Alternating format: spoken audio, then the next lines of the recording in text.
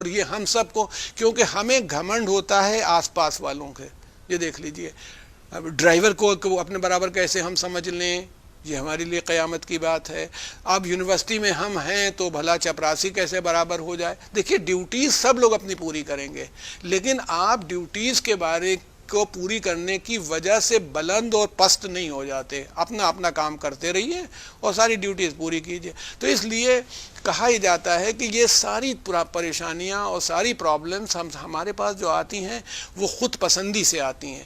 ہم اپنوں سے بھی تکبر کرنے لگتے ہیں. امیر غریب کے مقابلے میں اکڑنے لگتا ہے، پڑھا لکھا آدمی جاہل کے مقابلے میں آ کے اکڑ بازی کرنے لگتا ہے. وہ مشہور ہے ایک پروفیسر صاحب چل رہے تھے، ناؤ پر جا رہے تھے، یعنی کوئی اسٹیمر ٹائپ کا تھا، ادھر سے ادھر جا رہے تھے، ملاح ناؤ کو چلا رہا تھا، پار کرنا چاہتے تھے. پروفیسر صاحب نے اس سے پوچھا تم نے فلسفہ پڑھا ہے، تمہیں فلسفی آتی ہے؟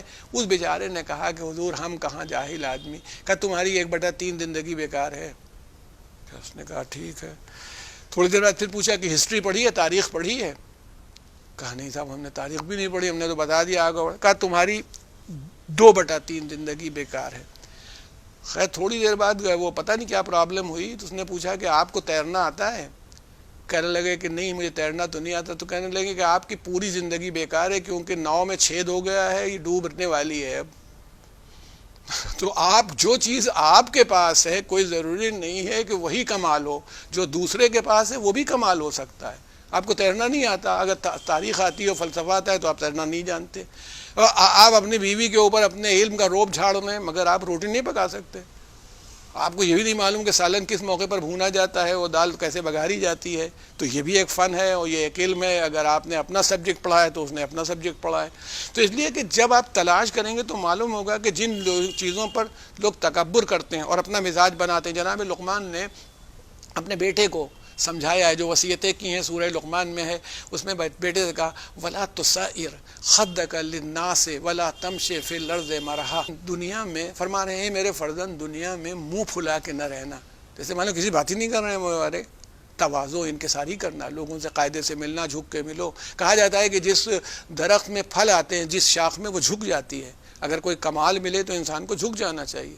وَلَا تَمْشِ فِي الْأَرْضِ مَرَحًا. اکڑ کے نہیں چلنا اور زمین پر اکڑ نہیں دکھانا کہ اینٹ کے چل رہے ہو تم. تو کہا یہ ارشاد فرمایا ان اللہ لا یحب کل مختال فخور. اللہ کسی فخر کرنے والے کو اور اکڑنے والے کو دوست نہیں رکھتا. کوئی اکڑنے والا ہو، کوئی فخر کرنے والا ہو اس کو دوست نہیں رکھتا. اسی لیے ہمارے ہاں یہ بیان کیا گیا، یہ بار بار کہا جاتا ہے. جو تکبر والی بات یہ ہے کہ اس کا علاج کرو. یہ سوچو اگر خود کوئی ہم اپنا علاج کرنا چاہیں ہم کر سکتے ہیں. یہ وہی ہے، نفس ہم کو غلط ڈائریکشن میں لے جا رہا ہے، لیکن جن لوگوں کو ہمارا ہادی بنایا گیا وہ ہمیں صحیح ڈائریکشن میں لے جا رہے ہیں.